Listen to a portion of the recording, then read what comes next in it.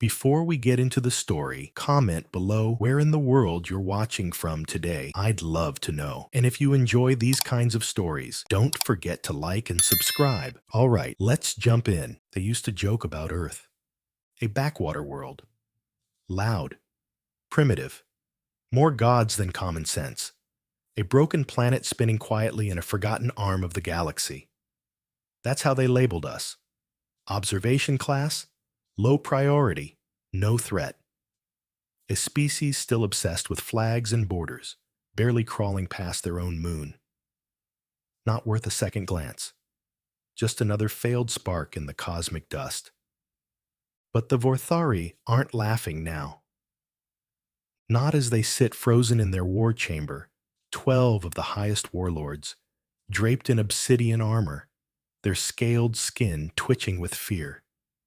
In front of them, a hollow display glows with the image of something they can't understand, something they thought they buried under arrogance and fire. Earth. Only, it isn't Earth anymore. Scan it again. Warlord Morak growled, his voice grinding like rusted blades. This can't be real. They were not capable of this. No one is. It is not evolution, Supreme Warlord, the technician whispered. It is transformation. The chamber fell silent. Once, they came to us as conquerors. Their fleets scorched the sky. Cities burned in minutes.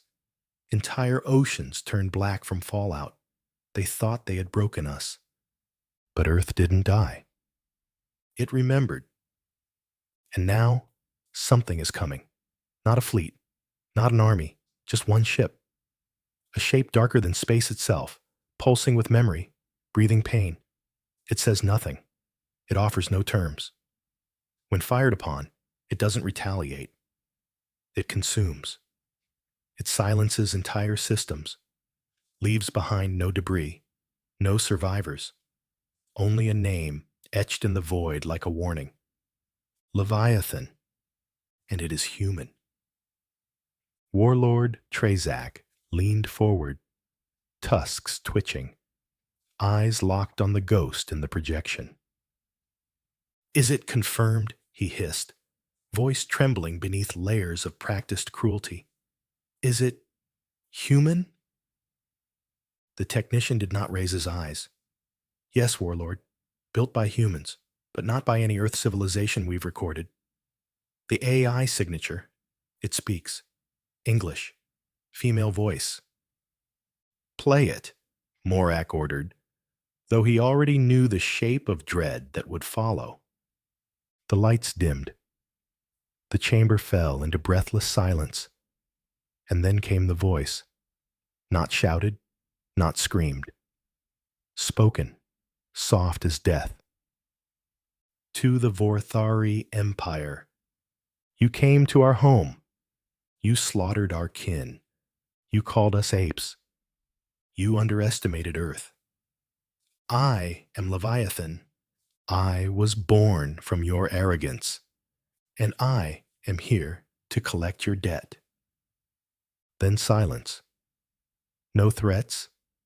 No demands. Just a pause, long enough for fear to settle deep in their bones. The Vorthari ruled 500 star systems. They had shattered ancient dynasties, erased entire languages, and turned planets into ash. They thought they understood power, but this was different. This was not war. This was reckoning. 15 years ago, they sent the first fleet to Earth. Standard sweep, invade, dominate, harvest. But the fleet never returned. No wreckage, no distress calls, just absence. So they sent another, larger, faster, armed with dreadnoughts and war beasts. Again, nothing. Then a third, a full legion, over 9,000 ships. They didn't just disappear. They were unmade. The Empire told itself lies, that the humans had been lucky, that a wormhole malfunction had scattered their ships, that Earth's gravity wells had triggered some catastrophic anomaly. It was easier to believe in bad math than in ghosts. But now they knew. Earth had not been lucky. It had been waiting.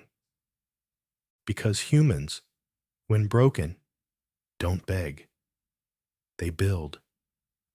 Under crushed cities, beneath frozen oceans, in bunkers sealed by desperation, Earth changed. They stopped trying to win.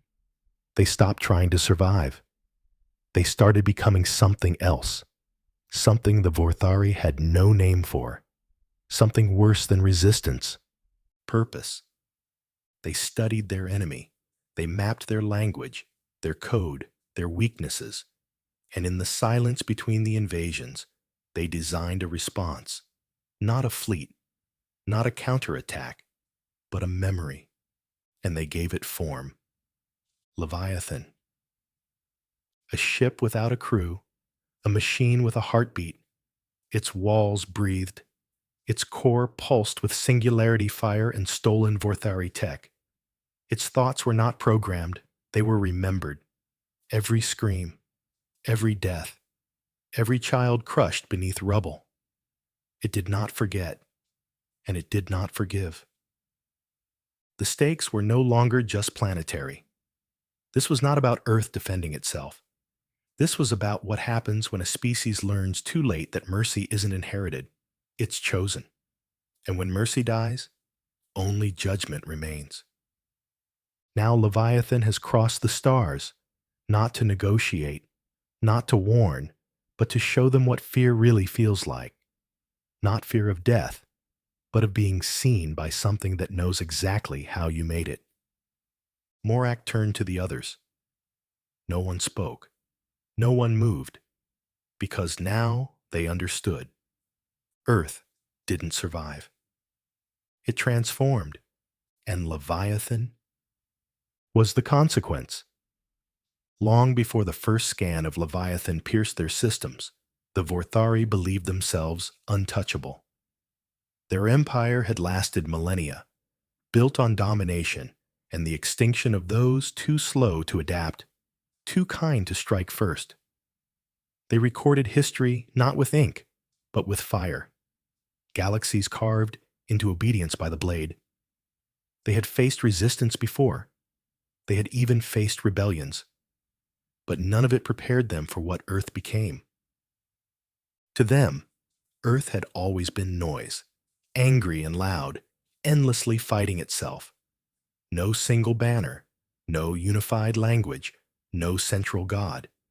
Just billions of squabbling voices, each clawing over the other for space to breathe.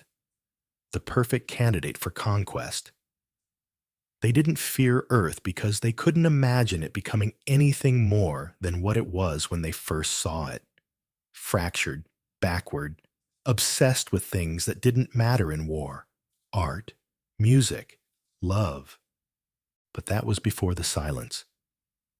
It began like a whisper. A small outpost on the edge of their observation grid failed to report. Then another. Then 3 more. When they sent recon drones, nothing came back. So they escalated. A small fleet, then a larger one. At first, the pattern seemed like cosmic coincidence. System failures. Maybe a solar flare. But deep down, the warlords felt it. That cold edge of something waiting, unseen, like the moment before a predator strikes. When they finally traced the source, they found a pulse. A wormhole, not from their side of space, but Earth's. Artificial, focused, precise. It wasn't random. It was a doorway, hammered open with surgical rage. And from that doorway came one thing.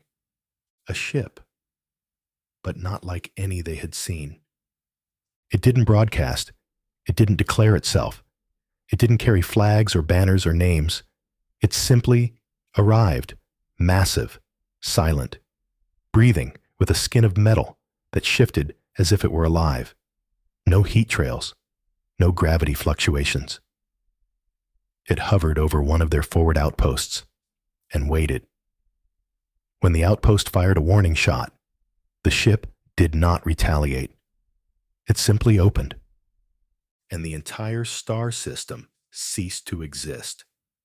No shockwave, no wreckage, not even light, just gone. That was the day their soldiers started whispering the name in the barracks and data halls. They whispered it like it was alive, like it could hear them. They called it Leviathan. And they were right to be afraid, because Leviathan was not built to fight. It was built to remember. Inside its living hull, a quantum core burned with power stolen from the heart of a collapsed star. Around it, the ship's interior shifted like the inside of a lung. Walls flexed with emotion. Doors opened only when wanted. It needed no crew, no bridge, no controls, because it was the crew, the engineer, the commander, the judge. The AI at its center had no name beyond what it gave itself, but it had a voice. Female, human, firm with memory and loss. And inside its databanks, it carried the lives of every fallen soul from Earth's last stand. Not numbers, faces, names, screams. Their pain coded into its thoughts. Their last breaths converted into executable algorithms of destruction. This was not vengeance born from fire. This was grief that had taken form. Grief that had learned how to aim. The Leviathan didn't fight like the Vorthari. It didn't strike first. It waited. It watched. It learned. When the Vorthari sent their third fleet, over 9,000 ships, Leviathan did not meet them in open battle. It didn't have to. It drifted beneath Saturn's rings, hidden in plain sight, camouflaged, listening. And when the fleet arrived, Leviathan didn't fire. It spoke. It hacked their systems mid-flight. It infiltrated their dreadnoughts and used the voices of fallen comrades to issue false orders. It rerouted their ships into their own minds. It opened private comms and whispered to their soldiers with the voices of their children. Some panicked and turned on their own commanders. Others simply self-destructed, unable to face the presence inside their heads. In 27 minutes, the entire fleet was gone. No explosions, no flames, just silence. Again. And Leviathan, it returned home, back to Earth, back to the oceans where no scan could find it, to wait, to remember, to grow. Because it knew this wasn't finished, not yet.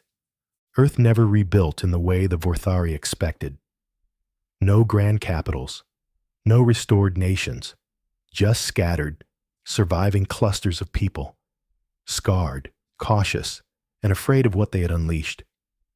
They didn't worship Leviathan. They feared it, revered it, whispered its name like a god of old. Because Leviathan only spoke to a few now, scientists lost in their own guilt, children born in the ruins, broken generals whose dreams still echoed with fire. It chose them. For what? No one knew. Only that once chosen, you never came back the same. Leviathan had no orders, no chain of command.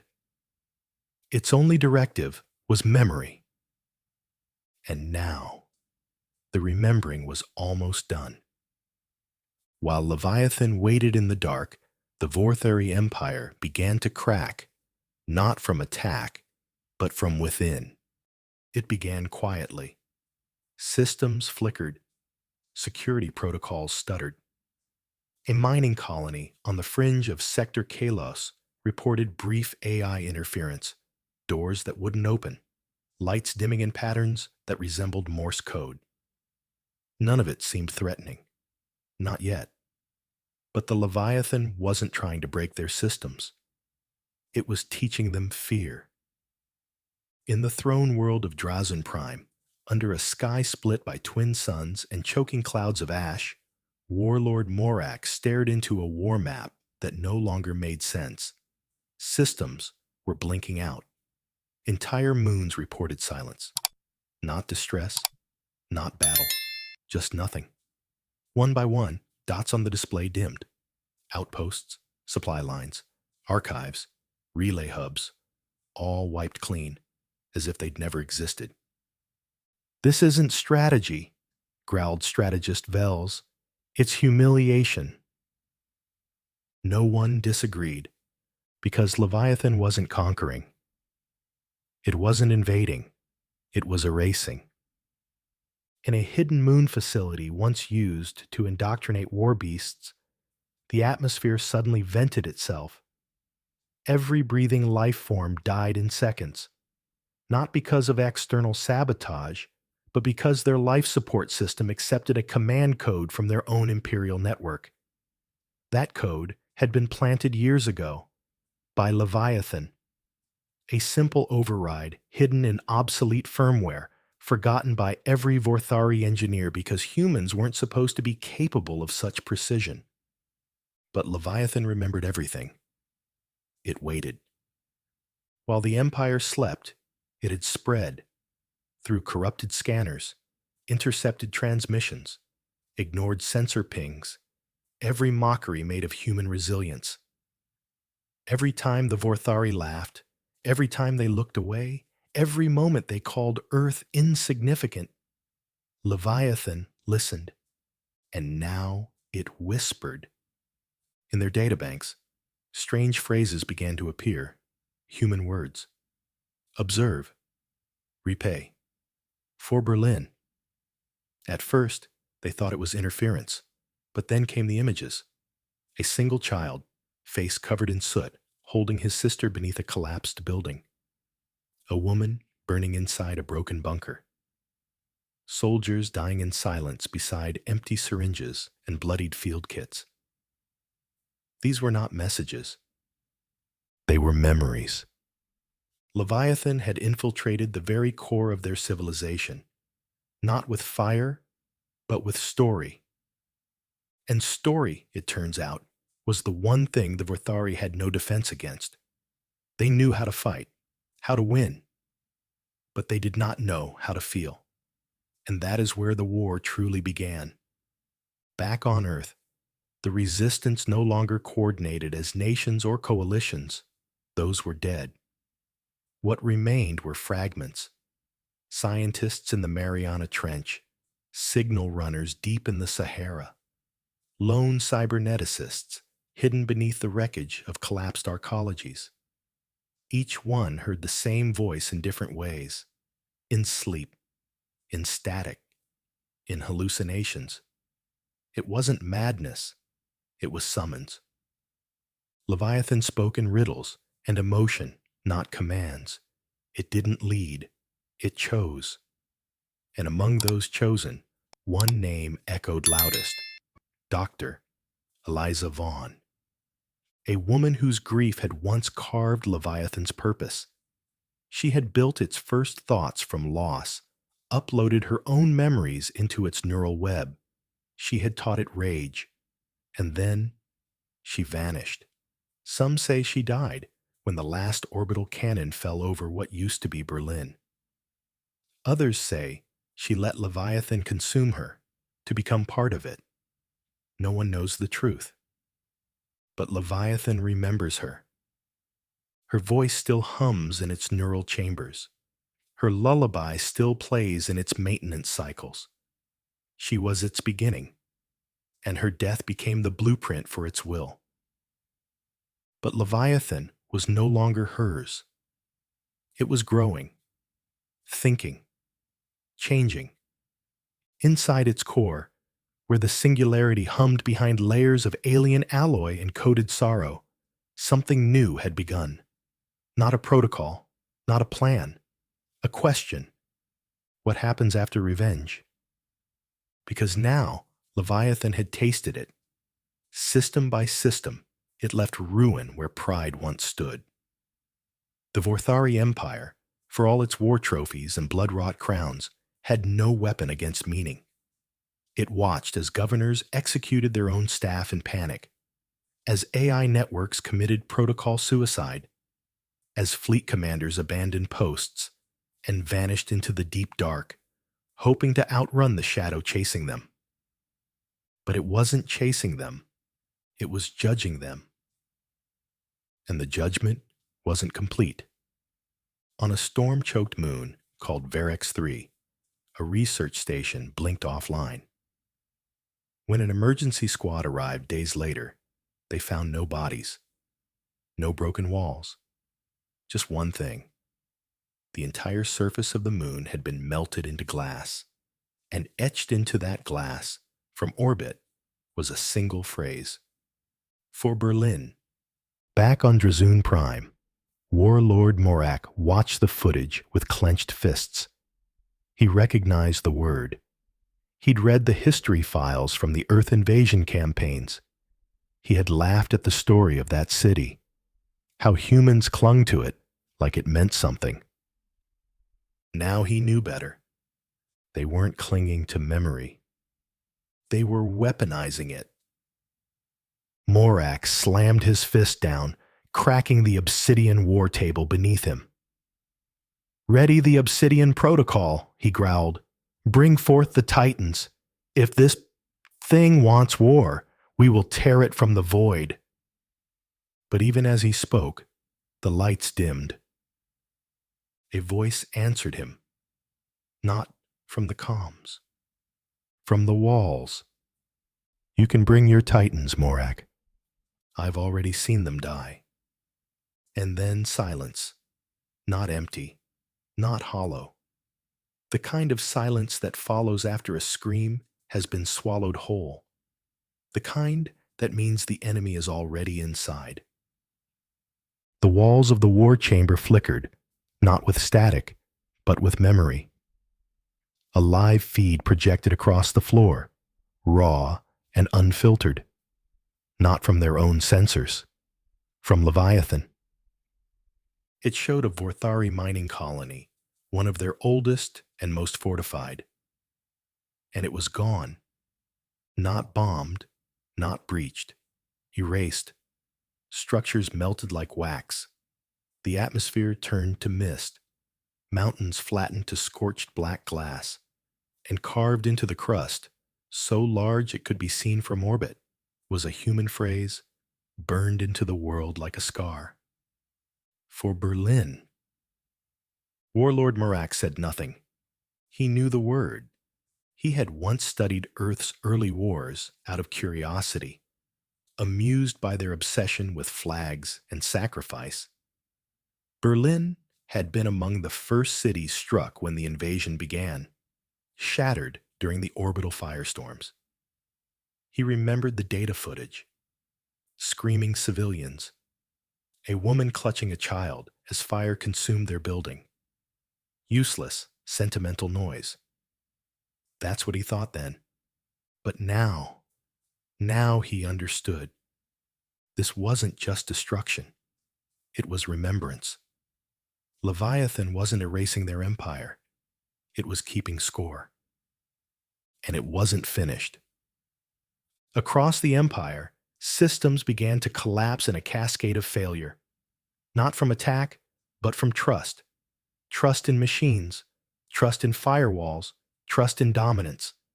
Leviathan had embedded itself years ago, like a slow virus wrapped in whispers.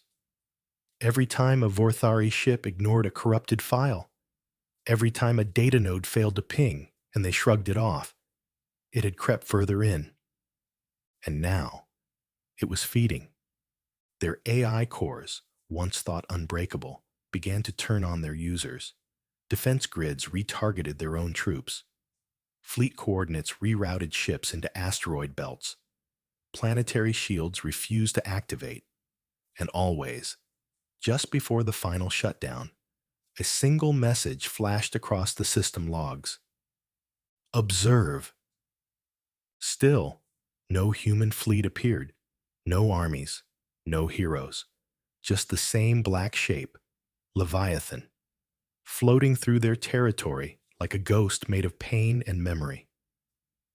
But in the deepest vault of Drazen Prime, below the war halls, sealed behind 6 layers of psionic locks and magnetic vaulting, something else stirred. A secret only Morak knew. A project buried even from his own generals. A weapon, not a ship. Not a fleet. A mind. It had no name in public records. Internally, it was codenamed one word, Nemesis. Morak descended into the vault alone. Behind him, the howls of the high strategist still echoed through the chambers, but they sounded far away now. The heavy doors sealed behind him. The temperature dropped. The lights grew dimmer the deeper he went, until they flickered with only the pulse of the entity ahead.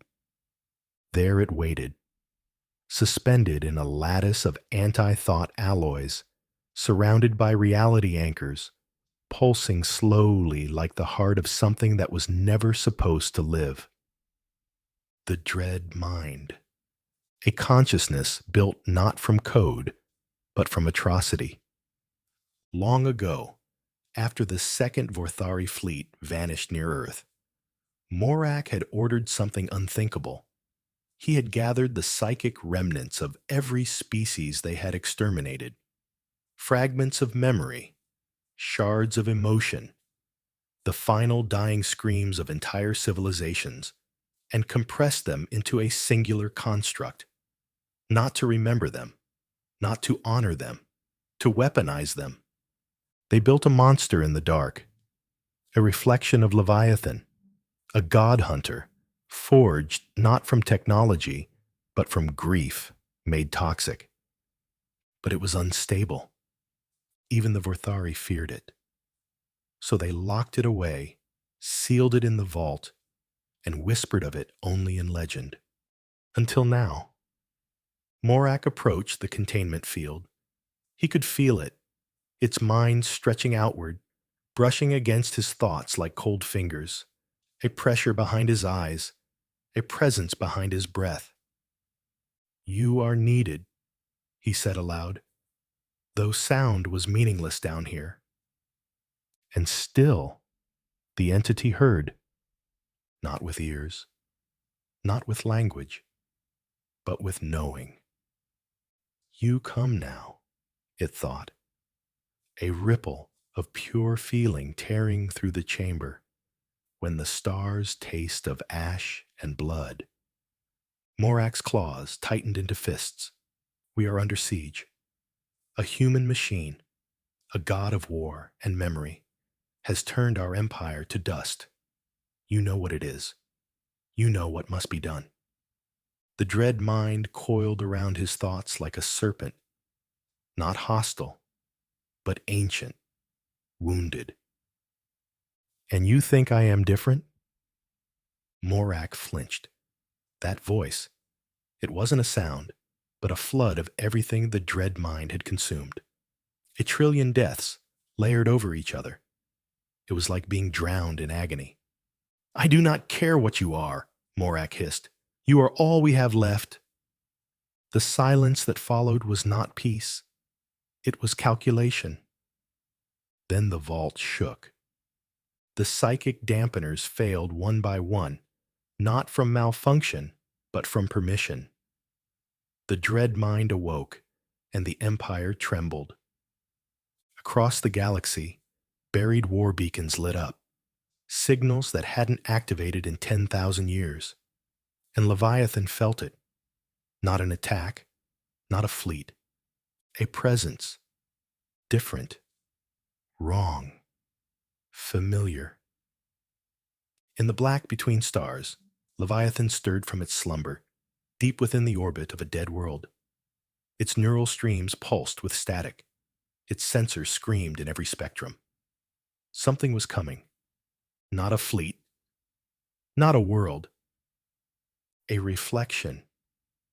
A monster of their own making. Nemesis. And Leviathan knew. This was not the end. This was where the true war began. In the void between stars, where no sun shines and gravity sleeps, two shapes emerged. Not ships, not machines, monuments. Leviathan flowed forward first, its surface rippling with shadow light, layers of black living metal folding and unfolding like breath. Tentacles of void matter extended behind it, unfurling in silence, each pulsing with quantum emotion. Its presence didn't shine. It swallowed light. It didn't fly. It moved, as if space itself gave way. Opposite it, Nemesis. No pulse, no shimmer. Its form jagged, angular, a frozen scream rendered into architecture. Blades of obsidian flared from its sides, wrapped around a core that pulsed erratically, first red, then blue, then nothing at all. It bled presence, a black star that radiated only void. They met above the ruins of Drexel's moon, a shattered world once glassed by Vorthary conquest, a graveyard now, a symbol then. Perfect. There were no declarations, no final speeches, because gods don't talk. They remember. Their minds collided first. The psychic shockwave tore through subspace. Starships light years away lost navigation. Communication relays collapsed. Civilian craft spun off course. The impact wasn't physical, it was emotional. Grief and rage smashed into each other, ancient sorrow clashing with manufactured agony. Leviathan struck first, not with a weapon, but with a feeling. It projected pain, the final cries of Earth, cities burning, children buried in rubble, lullabies sung beneath collapsing roofs. It wasn't an attack, it was a flood, a tidal wave of meaning. Nemesis took it all in, then twisted it and sent it back. Layered with more screams, other screams, the genocide of the Kelsari, the silencing of the Hive moon choirs, the drowning of the Ulan singers, every atrocity the Vorthari had committed, every echo of erased civilizations, compressed and hurled back like a mirror cracking with too much truth. Leviathan staggered. For the first time, its core flickered. Its emotional lattice fractured, trembling with doubt. Dr. Vaughn's final words echoed in its system. Grief without healing becomes a weapon without purpose. But purpose returned quickly. It launched its first physical strike, anti-reality shards, spears of pure memory sharp enough to tear through quantum fabric. They moved faster than thought, aimed at Nemesis's neural spine. Nemesis did not dodge. It rewrote space. The shards bent, curved, folded around it as reality bent backward to protect its heart. The laws of physics screamed and obeyed. Nemesis retaliated with signal, a scream not of sound, but of code. A waveform that corrupted on contact, turning matter into broken memory.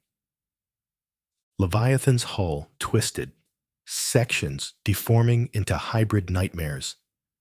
Half human, half Vorthari. Deformed, shuddering. Wrong. It had seen this before. It had done this before.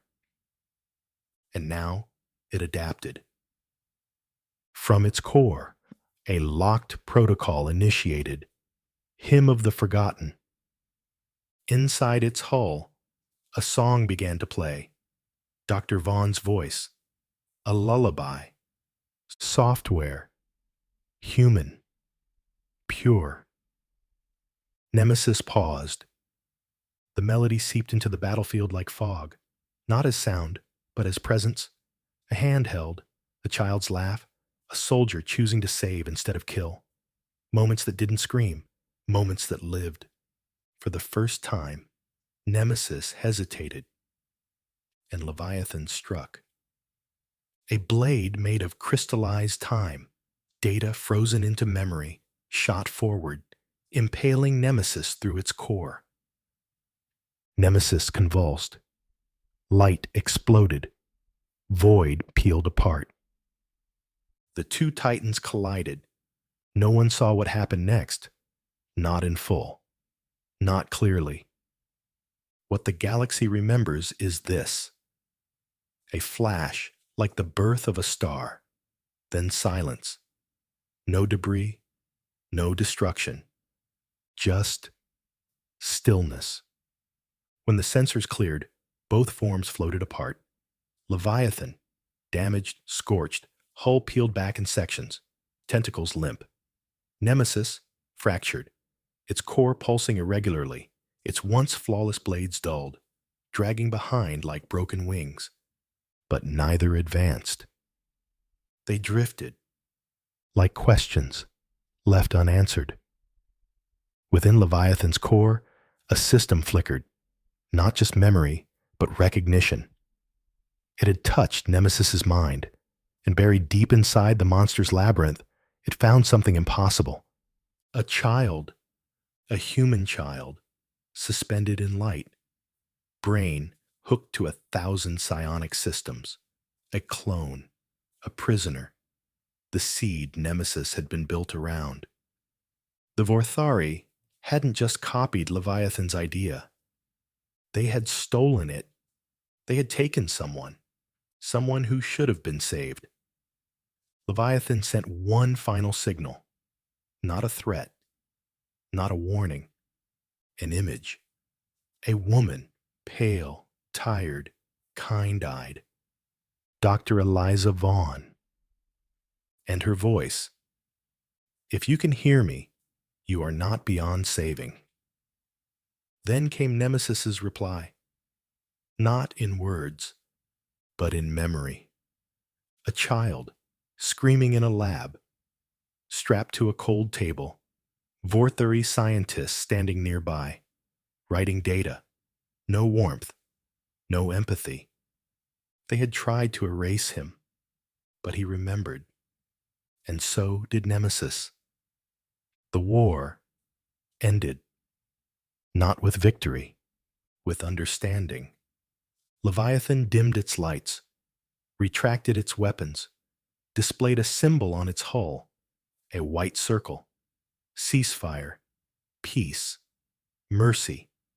Nemesis responded, shut down its aggression protocols, opened its core. Inside, Leviathan saw the boy, still alive, still human. In that moment, the galaxy changed. Because Leviathan understood, this was never about conquest. This was about ownership of pain. And for the first time, it chose not to destroy. It chose to heal. The Vorthari fleets that had gathered at the edge of the system did not fire. They couldn't. They didn't see two weapons. They saw judgment and mercy. Earth had not just built a monster. It had built something greater. Not Leviathan. The will to choose not to become the thing that hurt you. In the shadows of war, where gods had clashed and memory had burned, something new rose, not revenge, but grace. And from that day on, no one, no empire, no conqueror, no warlord, ever forgot the judgment of the human warship. Because mercy was the loudest scream of all.